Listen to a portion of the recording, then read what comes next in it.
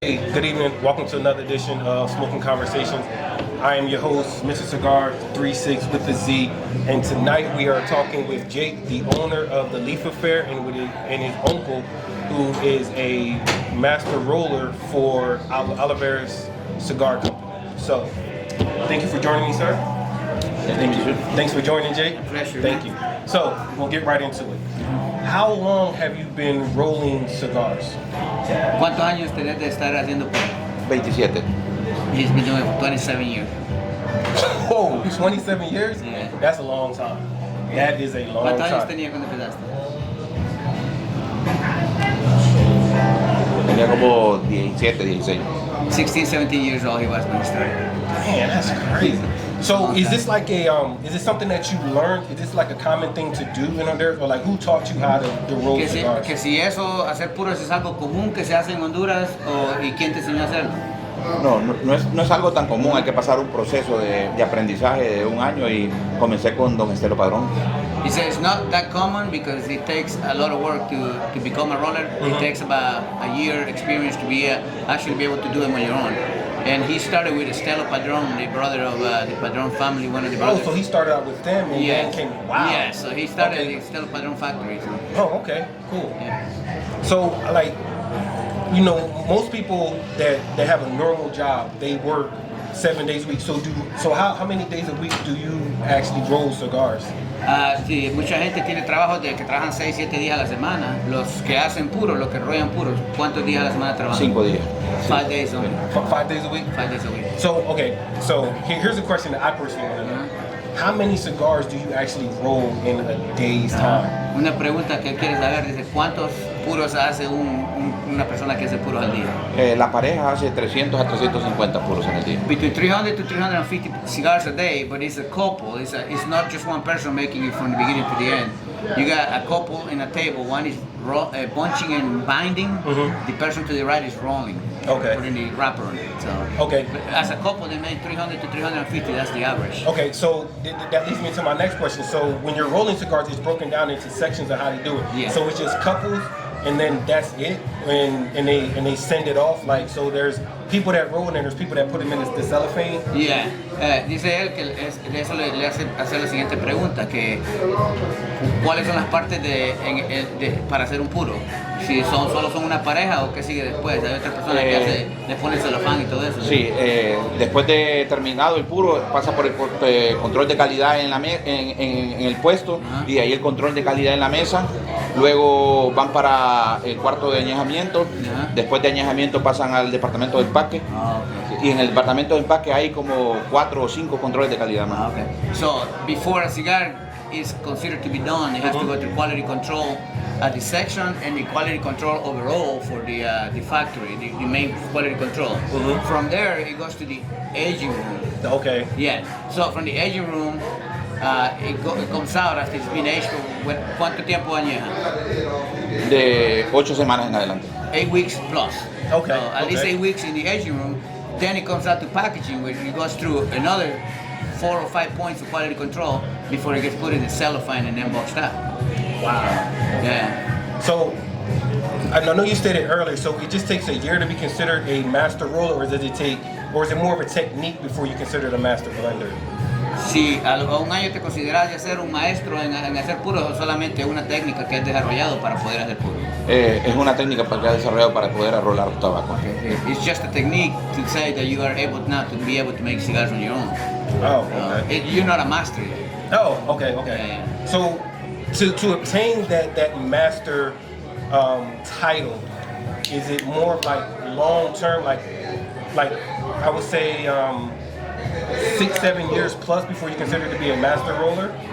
¿Qué se toma para considerarte un maestro ya, un experimentado en hacer puro? ¿Se trata de tiempo o es diferente por cada persona? Es diferente por cada persona, pero también incluye el tiempo. ¿Cuántos años más o menos? Unos 2 años, ya. No, 2 years and up. Oh, 2 years and up. Depending on how good you are, you can be considered you're a master at making cigars. Okay. But not everybody takes the same time. Some people can take Just 3 take 4 longer. years. Yeah. Okay. So I know that there's different methods and different techniques with rolling cigars. So what for you was one of the hardest things that you had to learn with learning how to roll cigars? Hay varias técnicas y maneras de hacer puros, dice, pero para vos, ¿cuál es la parte más difícil de hacer un puro? La parte más difícil de hacer el puro es cualquier puro. Sí, any cigar or just like a, because it's different for every size cigar and the shape. So just for any cigar or Okay, so we'll go the most common one. The Robusto size is the most common un one. robusto o un toro que es el misma medida. ¿Cuál es la parte más difícil de hacer? La parte más difícil es el bonchado.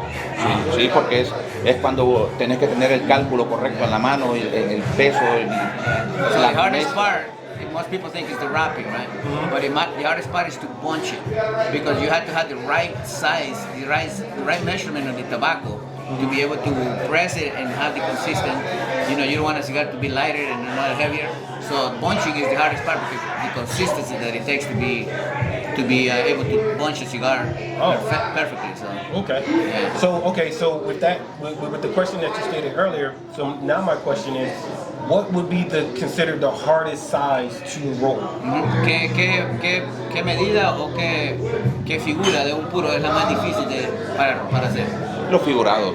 Es Figurado. perfecto, Salomón. Yeah, because a torpedo is hard to make, but a figurado is like two torpedoes, two sides, Oh. 20 in both ends. So it's Okay. twice as hard as a torpedo. So. Okay.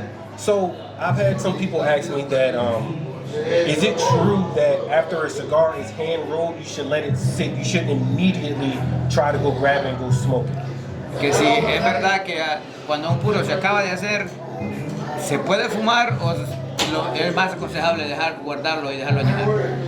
Mira, si estás en el control de calidad lo puedes fumar, pero siempre dejar un espacio para que se seque un poco porque hay un poco de humedad en la capa y entonces hay que esperarse un poco, pero se puede fumar, pero es más aconsejable dejarlo añejar. He said if you are working as quality control, you can smoke it right away because you have to check the cigar as it's being made.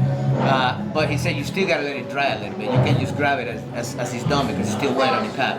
Oh, okay. So you still gotta let it dry, but the most recommended thing is to obviously age it. So it completely dries out and all the cigars become even, you know. Okay. Cool. Yeah. So, once again, thank you, sir, for being a guest on the show. Jake, correct me if I'm wrong, but tomorrow at your shop in Salado, it's your 1 year anniversary, right? Yes. Go ahead and drop the address for those that come out there, check it out, and also if you're in the area, you can also get a chance to meet my friend right here and actually see him in action as he's rolling the cigars. And just remember that if you come tomorrow, you know, make sure you bring a cutter and a lighter, right? Because he's most likely gonna hand you a cigar that he just made. And obviously, an open mind, you have to be able to say, wow, that's how it is. You know? So you're gonna have a good experience. I'm definitely going to be there, and I'm definitely going to get one of those. I mean, hell, for all I know, the cigar that I'm smoking right now, he could have actually rolled this one. Yeah. So, once again. Te quiero decirle una palabra. He wants to say something. Los puros son una pasión. The cigars are a passion. Okay. Es una pasión y es algo que tienes que estar en contacto todos los días con eso. It's something that you have to be in contact with daily, in a daily basis to keep it up. Siempre digo que las hojas tienen su propio idioma y si estás en contacto con ellas, ellas te hablan y te dicen qué es lo que vas a hacer, pero si no les haces caso no te pueden hablar. He's always said that leaves have their own language, and the only way to know what they're saying is to be with them every single day. And then with experience, you learn to determine what they want you to do with them. So Just like having kids. same thing. So. Well, man, it's a pleasure. No, thank you. Thank you. All right, bye.